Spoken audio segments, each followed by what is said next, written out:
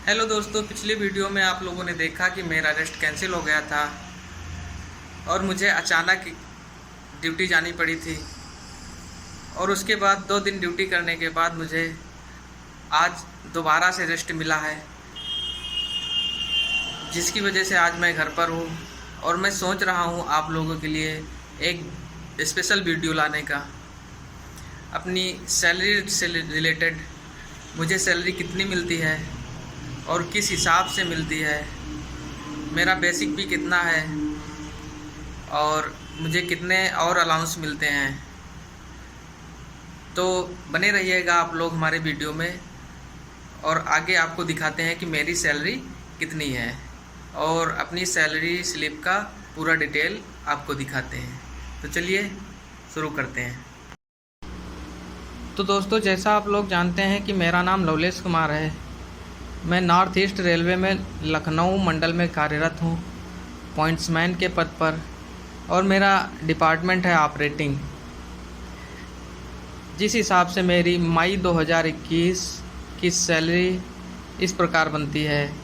दोस्तों, मेरा बेसिक पे 18,500 रुपये है, और उस हिसाब से 17% के हिसाब से मुझे डीए मिलता है 3145 रुपये।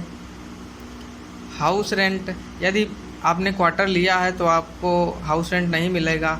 यदि आपने क्वार्टर नहीं लिया है तो आपको 10% के हिसाब से हाउस रेंट मिलेगा। 10% क्योंकि मैं एक रूरल एरिया में अपॉइंटेड हूँ, इसलिए मुझे 10% मिलता है। ये एरिया के हिसाब से अलग अलग होता है। जैसे मेट्रोपॉलिटन सिटी में 24% मिलता है, और कुछ छोटे शहरों में 18% मिलता है, और जो है देहात क्षेत्र में रूरल साइड में 10% मिलता है। तो 18,000 का 10% के हिसाब से मेरा 1800 हो गया। और टीए मिलता है 1,053 रुपये। टीए जो है दोस्तों, अपने क्वार्टर से, अपने आवास से ड्यूटी पर जाने के लिए, चाहे आप साइकिल से जाएं चाहे मोटरसाइकिल से जाएं, जितना खर्चा आता है उसके लिए मिलता है। तो इस हिसाब से मेरा 1,053 रुपये डीए मिलता है। एनएच, अब आते हैं एनएच पे। दोस्तों, एनएच होता है नेशनल हॉलीडे। अगर कोई नेशनल हॉलीडे है और आपने उसमें ड्यूटी की है तो उसका भी अलाउंस आपको मिलता है।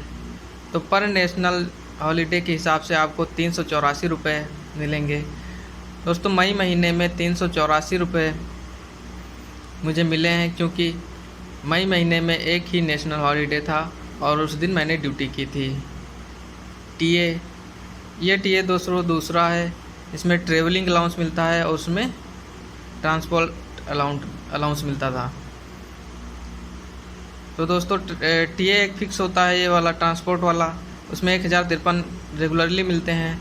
और ये टीए जो है ट्रेवलिंग वाला, इसमें आपको यदि कहीं बाहर ड्यूटी जानी पड़ती है तो उसके लिए ट्रेवलिंग अलाउंस मिलता है 500 रुपये। तो दोस्तों, मई के महीने में मैं एक दिन टीए पर दूसरे स्टेशन पर ड्यूटी करने गया था। उसके हिसाब से मुझे एक दिन के हिसाब से 500 रुपये मिले। तो दोस्तों, टोटल कुल मिला के हमें 25,382 रुपये सैलरी बनी। तो दोस्तों, जितनी सैलरी बनती है उतनी मिलती नहीं है, उसमें कुछ कटौतियाँ भी होती हैं। जैसे इंश्योरेंस का 30 रुपये कटा मेरा, एनपीएस के लिए मेरा 2195 रुपये कटा। दोस्तों, एनपीएस अकाउंट पर होता है न्यू पेंशन स्कीम। पहले दोस्तों लोगों को मिलती थी पुरानी पेंशन स्कीम, जिसमें गवर्नमेंट एम्प्लॉय को अपने पास से पेंशन देती थी। लेकिन अब न्यू पेंशन स्कीम में हम लोगों को कुछ डिडक्शन कराना पड़ता है, जिसमें मेरा फ़ंड भी कटता है और पेंशन के लिए भी पैसे कटते हैं।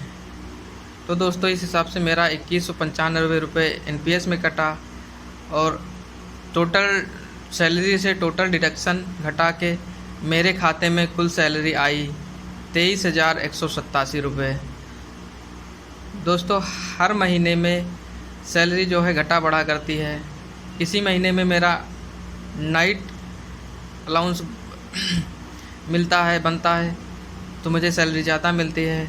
अगर नाइट अलाउंस नहीं मिलता है तो मेरी सैलरी कम मिलती है, या फिर टीए पे मैं जिस महीने ज़्यादा गया उस महीने में कुछ ज़्यादा सैलरी हो जाती है। तो दोस्तों ये था मेरी सैलरी स्लिप का डिटेल। तो दोस्तों यह था मेरा मई महीने का सैलरी डिटेल।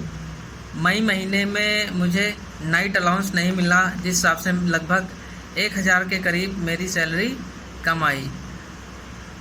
और जिस महीने नाइट अलाउंस मिलता है तो उसमें लगभग 24,000 के आसपास मेरी सैलरी बनती है। तो दोस्तों कैसी लगी आप लोगों को मेरी यह वीडियो? अगर आप लोगों को यह वीडियो अच्छी लगी हो तो हमारे चैनल को लाइक करें, सब्सक्राइब करें, कमेंट करें और अपने दोस्तों के बीच शेयर करें, ताकि मैं इसी तरह की और भी आगे वीडियो ला सकूं। धन्यवाद।